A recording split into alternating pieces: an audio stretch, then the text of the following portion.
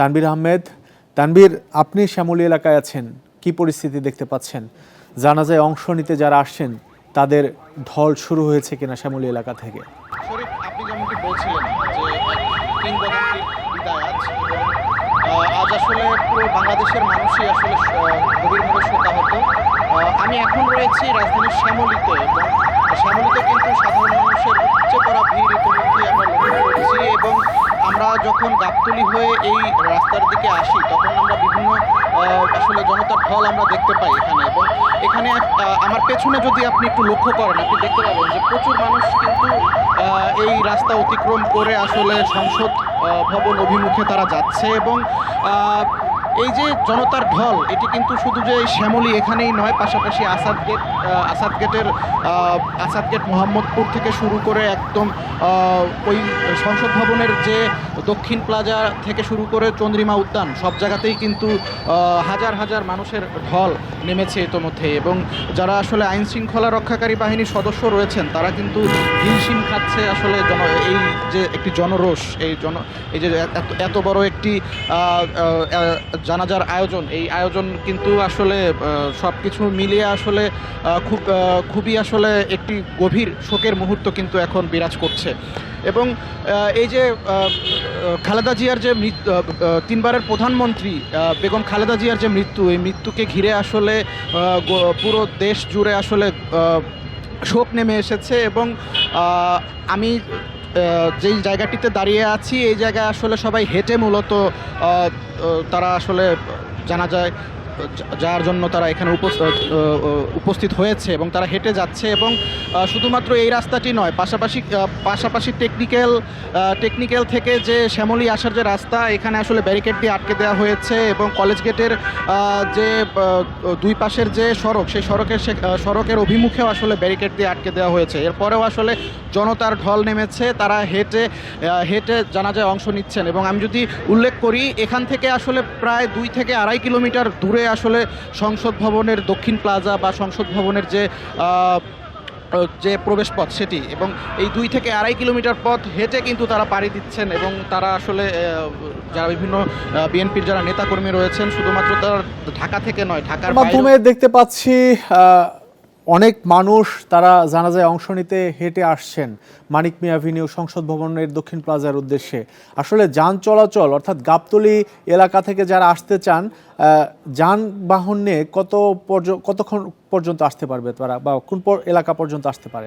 দেখুন, গাবতলী হয়ে যদি কেউ এই জানাজায় অংশ নিতে চায় এবং গাবতলী হয়ে যদি তাদের আসতে হয়, সেক্ষেত্রে আসলে শ্যামলী থেকে আগারগাঁও অভিমুখে যে রাস্তাটি রয়েছে সেই রাস্তা দিয়ে তাদের আসলে আসতে হবে। এবং এই রাস্তায় তারা যদি আসলে গাড়ি নিয়ে আসে, সেক্ষেত্রে তাদের সেখানে গাড়ি পার্কিং করে এরপর তাদের আসলে হেঁটে যেতে হবে। এবং যে আমরা আইন শৃঙ্খলা রক্ষা বাহিনীর সদস্যদের সঙ্গে কথা বলেছি, তারা যেমনটি বলেছেন যে অনাকাঙ্ক্ষিত পরিস্থিতি এড়ানো, পাশাপাশি যে যানজট, সেই যানজট কমানোর জন্যই আসলে এই সিদ্ধান্ত নেওয়া হয়েছে।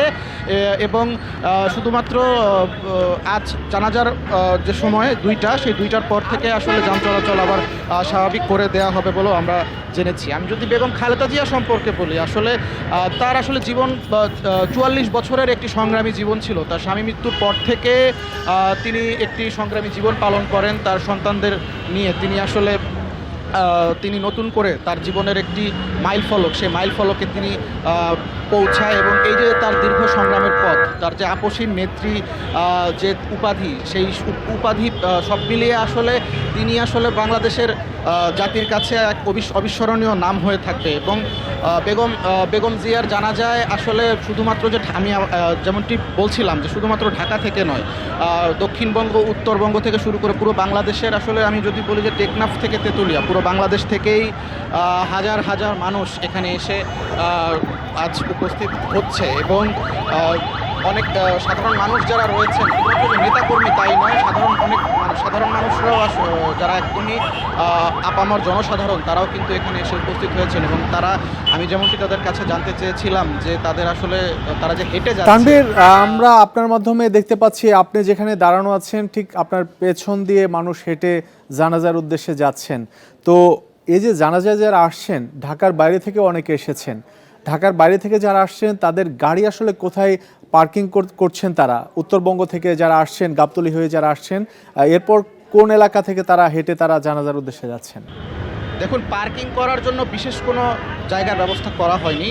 যারা গাবতলী হয়ে আসছেন তারা মূলত শ্যামলী থেকে আগারগাঁও অভিমুখে যে রাস্তাটি গিয়েছে সেই যে 4 লেনের যে সড়কটি 2 লেনের যে সড়কটি রয়েছে সেই সড়কের দুই পাশে কিন্তু তারা গাড়িগুলো পার্কিং করছে। এবং অন্যদিকে আমি যদি বলি যে যারা মতিঝিল রোড হয়ে আরামবাগ হয়ে যারা আসবে এবং তাদের জন্য আসলে ঠিক রাস্তার যে দুই পাশ রয়েছে সেই জায়গাগুলোতে গাড়ি পার্কিংয়ের ব্যবস্থা রয়েছে। অর্থাৎ কোনোভাবেই গাড়ি নিয়ে শ্যামলী থেকে অতিক্রম করে গাড়ি নিয়ে আসলে সংসদ ভবন অভিমুখে যাওয়া যাচ্ছে না। পাশাপাশি যারা আসলে আপনি এখন শ্যামলী এলাকায় আছেন, এই আশপাশের এলাকার চিত্র যদি একটু বলতেন, কেমন দেখেছেন আপনি যখন শ্যামলী পৌঁছেছেন?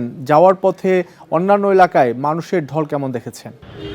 আসলে পুরো ঢাকার শহরই আজ লোকে লোকারণ্য বলা যায়। কারণ তারা তাদের প্রিয় নেত্রী বেগম খালেদা জিয়াকে শেষ শ্রদ্ধা জানানোর জন্য এখানে উপস্থিত হয়েছেন। এবং তারা যেমনটি বলছেন যে বছরের পর বছর যে মানুষটি আসলে দেশের গণতন্ত্র এবং দেশের গণতন্ত্র প্রতিষ্ঠায় সংগ্রাম করে গেছেন সেই মানুষটিকে শেষ শ্রদ্ধা জানানোর জন্য তারা কিন্তু আজ সমবেত হচ্ছেন। এবং এই খালেদা জিয়ার যে রাজনীতিতে এই অভিষেক কিন্তু হয় 80-র দশকে, এবং সে সময় জেনারেল এরশাদের সামরিক শাসন চলছিল। এবং এই যে এরশাদ বিরোধী আন্দোলনের সময় তিনি 3বার গ্রেপ্তার হয়েছিলেন। এবং তার যে সংগ্রাম, সেই সংগ্রাম শুধু এরশাদের আমলেই হয়েছিল তেমনটি নয়, এবং আওয়ামী লীগ সরকারের আমলেও তাকে একাধিকবার কারাগারে যেতে হয়েছিল। এবং তিনি যে গণতন্ত্রের লড়াই, সেই লড়াই কিন্তু মৃত্যুর আগ পর্যন্ত করে গেছেন। এবং দিনের পর দিন তাকে আসলে আদালতের দোরগোড়ায় তাকে যেতে হয়েছে। পাশাপাশি তিনি কিন্তু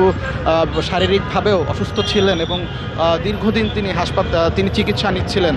এবং এই যে 80 বছরের জীবন, এই 80 বছরের জীবনের অর্ধেকই কিন্তু তিনি গণতন্ত্রের সংগ্রামের পেছনে তিনি দিয়ে দিয়েছেন। এবং তার যে আসলে দেশের প্রতি ভালোবাসা এবং দেশের মানুষের প্রতি ভালোবাসা, সেই ভালোবাসার বহিঃপ্রকাশ আজ কিন্তু দেখা যাচ্ছে। এবং এই যে হাজার হাজার মানুষ, তাদের আসলে একটাই উদ্দেশ্য, এই যে তারা হেঁটে যাচ্ছে মাইলের পর মাইল হেঁটে তাদের আসলে জানাজায় অংশ নেওয়া। এবং এই জানাজায় অংশ নেওয়া আসলে একটা বিষয়ই প্রকাশ পাচ্ছে, দেশনেত্রী, আপসহীন নেত্রী বেগম খালেদা জিয়ার প্রতি ভালোবাসা এবং শ্রদ্ধা। এবং এই শ্রদ্ধা শুধু যে আজকের জন্য তেমনটিই নয়, এই শ্রদ্ধা থেকে যাবে বছরের পর বছর, যুগের পর যুগ। এবং বেগম খালেদা জিয়া দেশের একজন আইকন হিসেবে এবং দেশের মানুষের কাছে একটি আদর্শ হিসেবে সারা জীবনের জন্য আসলে থেকে যাবে। এবং অনুকরণীয় আদর্শ হিসেবে পুরো দেশ তাকে মনে রাখবে।